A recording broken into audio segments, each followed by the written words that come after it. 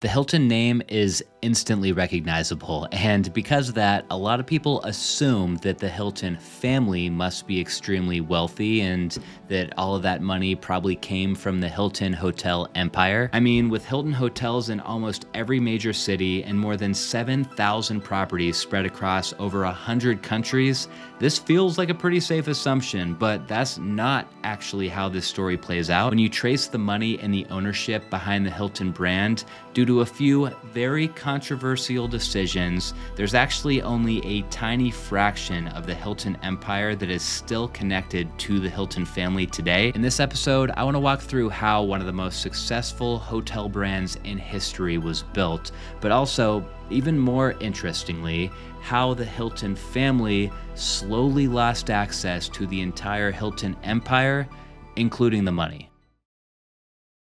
This story begins in 1919 when Conrad Hilton returned home from the First World War, and as he was figuring out what he wanted to do with his life next, he pulled together some money from friends and family, and then he headed to Texas to buy his first real estate deal. Conrad actually initially wanted to buy a bank. He found a great property, and he was in negotiation to close on the bank when the owner raised the price on the building at the last minute, which led Conrad to walk away from that deal altogether. That was a wild moment in history, because if that bank deal went through, I don't know if we'd be sitting here today talking about this story. There might not even be a story to tell. But even though the bank deal didn't happen, Conrad Hilton was determined to get his footing in the real estate game, and the next property he was drawn to was a small 40-room hotel in Cisco, Texas called the Mobley Hotel. He liked this one almost as much as the bank, so he wrote the seller an offer. After a little bit of negotiation, Conrad and the seller came to an agreement, and he bought the hotel for $40,000, which,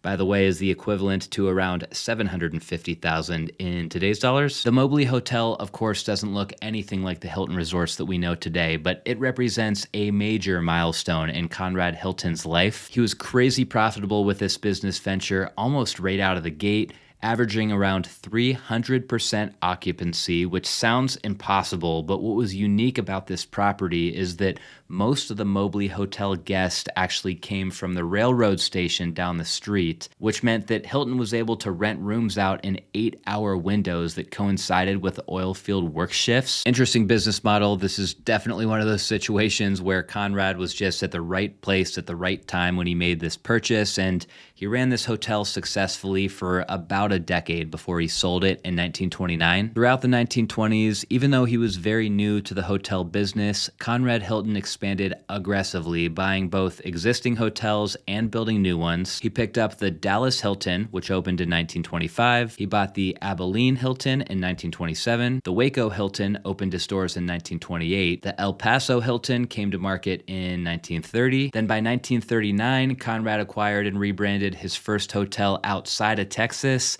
This was a newly built hotel that is now known as the Hotel Angeles. It's hard to imagine the thought process here. I mean, I could only imagine that he was using a ton of leverage to be able to scale way faster than all of his competitors, but that was not the only thing that Conrad Hilton was doing different at this time. An important factor when you're scaling a business like this is you obviously have to have financial goals. You need to be tracking your income, tracking your expenses, maintaining a balance sheet, all of that. And if the sponsor of today's episode, Monarch Money, was available back in the 1940s and 1950s, Conrad Hilton might have had a little bit of an easier time growing this hotel chain. Monarch Money is the modern way to manage your money, your budget, track your expenses, and plan for the future, all in one clean dashboard in a very easy to use app. Check it out. This is Monarch's dashboard, and it looks like there's a lot going on here, but it's actually very organized. You've got all your information kind of all in one place.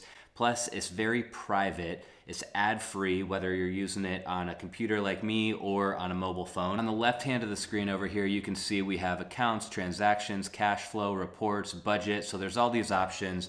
But look, if we click on the accounts tab, you actually can upload all of your accounts into the dashboard. Monarch syncs with 13,000 different companies, so you can put your retirement accounts, your checking, your savings, your credit card, your auto loan, all of that right here in the app. Staying organized with your finances and setting financial goals is so important, and I love Monarch Money as a tool to do that. If you guys are interested in learning more, scan this QR code or click the link at the top of my description.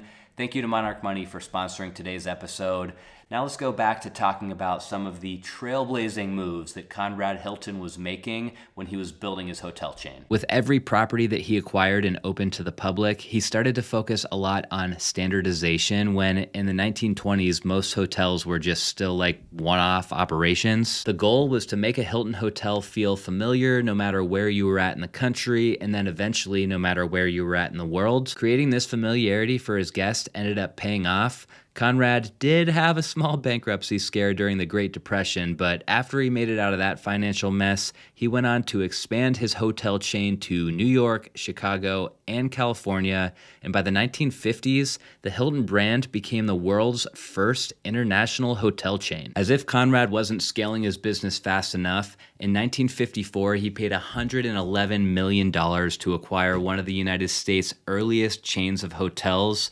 They were called Statler Hotels, and this made for the largest real estate transaction the world had ever seen. Plus, it expanded Hilton's footprint to almost 200 hotels in the U.S. and another 50-something hotels overseas. By all accounts, Conrad Hilton was a trailblazer and a legend. Over the next couple of decades here, he continued to expand his footprint. Reports say that he actually worked 6 days a week all the way up until his late 80s. On January 3rd, 1979, Conrad Hilton died of pneumonia at the age of 91 years old, and the distribution of his massive fortune would end up being an incredibly complicated mess. Almost immediately, Hilton's estate became the subject of litigation. The main issue is that Conrad's will left most of his fortune and estate to his foundation, but his son Barron Hilton, who was the co-executor of the estate, wasn't cool with the foundation having control over the Hilton business. At this point, Barron had spent most of his adult life helping to build the Hilton brand and hotel chains, so when his dad passed, he actually contested the will and he fought for more control and company ownership. After years of litigation, everybody came to a settlement that was in Barron Hilton's favor. He was awarded millions of shares of the hotel stock, with the remaining shares being placed into nonprofit foundations that were established by his father. The rest of the family was left a little high and dry. According to most reports and court records, Conrad Hilton left $50,000 to his two surviving sons. He left $100,000 to his daughter Francesca, and then he left $15,000 to each of his grandchildren. By this point, Hilton wasn't really any longer just a real estate business. It was a publicly traded company with shareholders and boards and all of that. So even though Barron ended up with a bunch of company shares after his dad passed, over time, the amount of the company that the family actually owned just became more and more diluted. Regardless of the dilution, I do have to say that Barron was a savvy operator. Just one example of this is when he sold a 50% stake of 6 of the company's hotels to Prudential Insurance for $83 million. This freed up enough cash to pay down high-interest debt and buy back company stock. Running a big business like this is complicated, to say the least. Barron continued to expand the hotel brand through acquiring new hotels in emerging markets, and another one of his big claims to fame is when he led the Hilton expansion into the Las Vegas market, acquiring 2 resorts in Vegas, which would be so profitable that these 2 resorts alone would go on to represent a significant share of the company's total profits. By the time the Hilton family's ownership was thinning out, the business itself was changing a lot too. Hilton had started as a company that owned hotels, but as the brand grew globally, owning every property became less important. It was more about controlling how hotels were built, operated, and branded. Over time, Hilton began to move away from direct ownership and towards franchising and management, where under this model, independent owners would finance and build the hotels, then Hilton would provide the name, the operating systems, and the reservation network in exchange for ongoing fees. This was smart because this was a strategy that would require less capital moving forward, which for the company meant more cash flow, which meant even more opportunities to expand into even more markets. Once the company's revenue was driven by basically franchise fees as opposed to hotel revenue, private equity firms started to look at the company as a global brand with recurring income compared to a more volatile portfolio of hotels.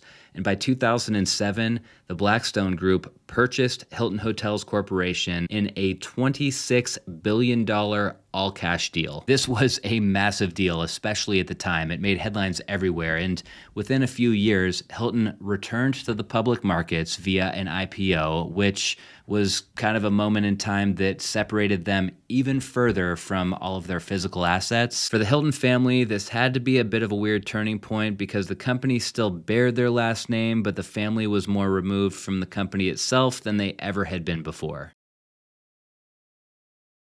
By the time that Hilton had fully transformed into the global brand that we all know today, Barron Hilton was nearing the end of his life. In the mid-2000s, much like his father, Barron Hilton announced that he planned to donate the majority of his wealth, about 90% of his wealth to be exact, to the Conrad Hilton Foundation. This would make for one of the largest donation commitments ever seen from a real estate fortune, but it would also make for a very controversial decision, especially for Barron's family. Before he passed, Barron Hilton spoke openly about honoring his father's charitable intentions and ensuring that the wealth generated by Hilton Hotels would serve broader social issues long after his death. But another thing that this decision cemented is that the Hilton family would no longer inherit the core fortune that was associated with the Hilton name. So Barron donated 97% of his fortune, which sounds like a lot, but my question is, what happened to that remaining 3%? Because 3% doesn't sound like much, but when you do the math based on what he was estimated to be worth when he passed,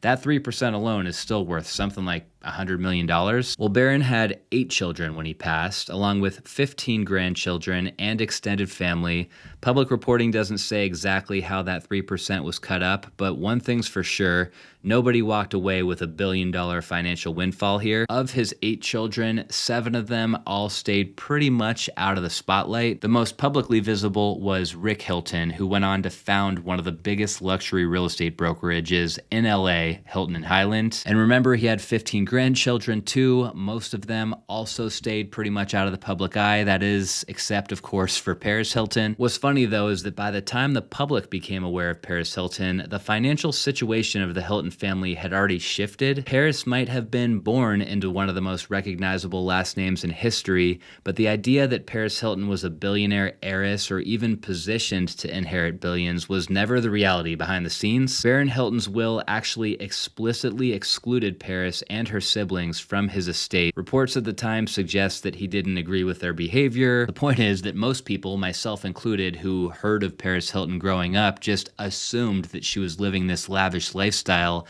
because she inherited the Hilton family fortune, but it's crazy that that couldn't be farther from the truth. Paris did do something very unique with her Hilton name though. She couldn't monetize the hotel ownership, so she instead focused on monetizing her association with the iconic brand. The Hilton name for Paris ended up landing her licensing deals, endorsements, media appearances, the creation of consumer products. She went on to build a massive empire through those entrepreneurial ventures, an empire that is estimated to be worth around $400 million as of the filming of this video.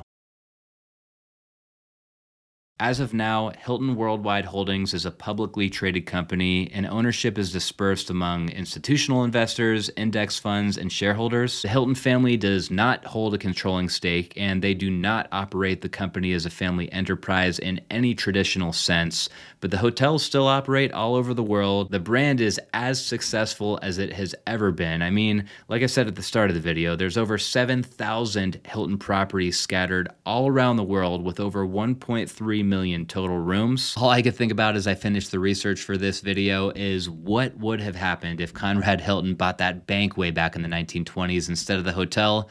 I guess we'll never know. I'll see you guys next time.